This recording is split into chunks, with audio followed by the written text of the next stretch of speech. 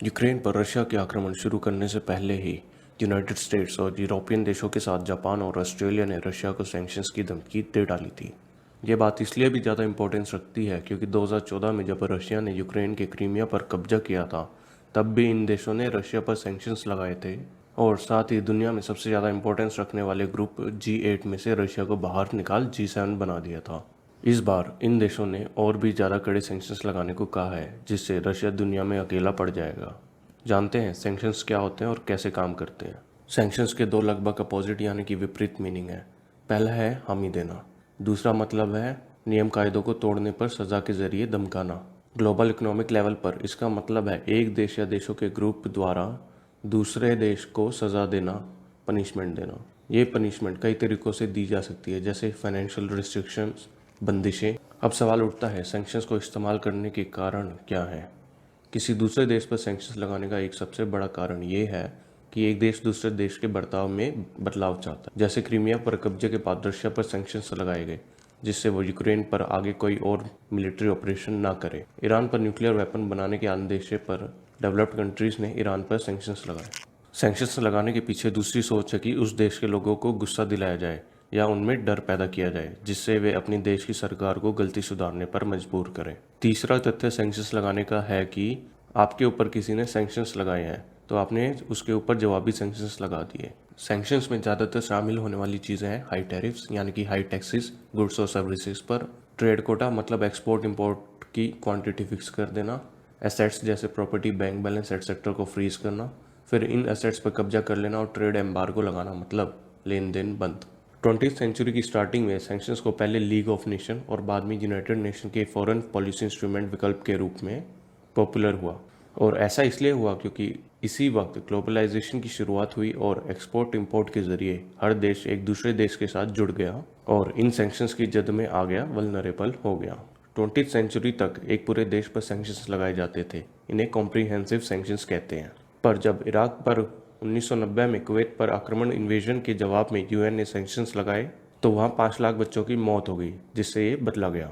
1990 के दशक के बाद से यूएन और उसके मेंबर्स ने टारगेट सैंक्शंस का इस्तेमाल शुरू कर दिया, जिसमें आर्म्स एम्बार्गोज, ट्रैवल बैन्स और फाइनेंशियल या कमोडिटी रिस्ट्रिक्शन कुछ चुने हुए इकोनॉमिक सेक्टर्स, कंपनीज, इंडिविजुअल्स और ग्रुप पर लगाए जाते हैं, ना कि पूरे देश पर।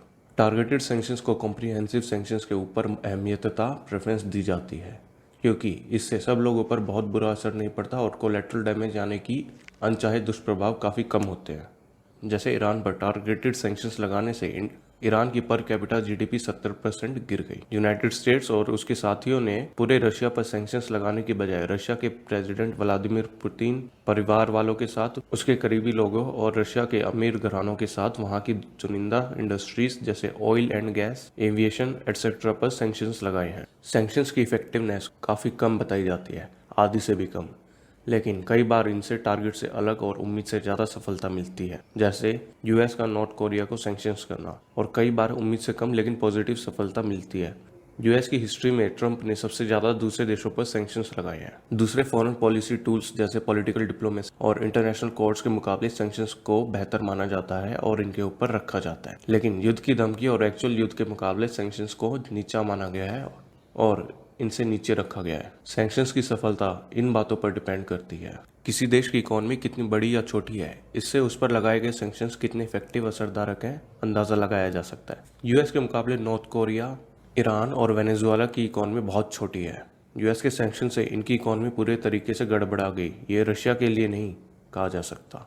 कोई देश दूसरे देशों, स्पेशली मुख्य रूप से डेवलप्ड कंट्रीज़ के साथ कितना ट्रेड कर रहा है, इसका असर सैंक्शंस की इफेक्टिवनेस पर दिखता है, क्योंकि सैंक्शंस ज़्यादातर ट्रेड पर लगाए जाते हैं। जितना ज़्यादा ट्रेड उतना ज़्यादा सैंक्शंस असरदार। जैसे ईरान की ज़्यादातर कमाई तेल बेचने से होती थी, यूएस के सैंक्शन के बाद वो ठप हो गई। सैंक्शन जितने ज़्यादा अनएंटिसिपेटेड होंगे उतने ही ज़्यादा असरदार। अगर सैंक्शंस को पहले ही अनुमानित किया जा सकता है यानी कि एंटिसिपेट किया जा सकता है, तो उसके उतने ही अल्टरनेट सोल्यूशन निकाले जा सकते हैं। सैंक्शंस जितने ज़्यादा सटीक होंगे, टारगेटेड होंगे, उतना ही असरदारक और उतना ही कम कोलेटरल डैमेज देंगे। जैसे वेनेजुएला पर लगाए गए सैंक्शन से वहाँ की इकोनॉमी ठप हो गई। सैंक्शंस की सफलता, सक्सेस इस पर भी डिपेंड करती है उसे इम्प्लीमेंट करने में कितना टाइम लगेगा।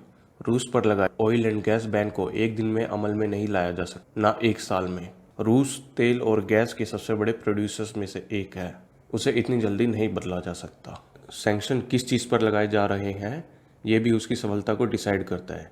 यूरोप ने रशिया के एयर इंडस्ट्री को स्पेयर पार्ट्स देने से मना कर दिया, जिससे रशिया के सिविलियन प्लेन अब उड़ने लायक नहीं रहेंगे। लेकिन यूरोप रशिया से इंपोर्ट करने वाले गैस और ऑयल को इतनी जल्दी रिप्लेस नहीं कर सकता। तानाशाह और करप्ट सरकार पर सैंक्शंस की सफलता कम रहने की उम्मीद है और डेमोक्रेसी में सफलता ज़्यादा मिलने की उम्मीद है। जैसे ईरान में सैंक्शन से वहाँ की जीडीपी तो नीचे गई, लेकिन जिस चीज़ के लिए सैंक्शंस लगाए थे वो हासिल ना हो सका। लेकिन ईरान की न्यूक्लियर कैपेबिलिटी बिल्डिंग फील्ड में स्पीड बहुत स्लो हो गई।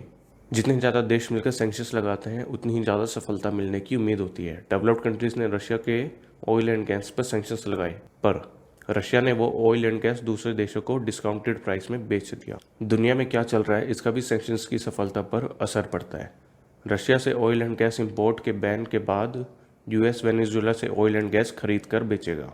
इसी वेनेजुएला पर यूएस ने ऑयल एंड गैस परचेज पर सैंक्शंस लगा रखे हैं।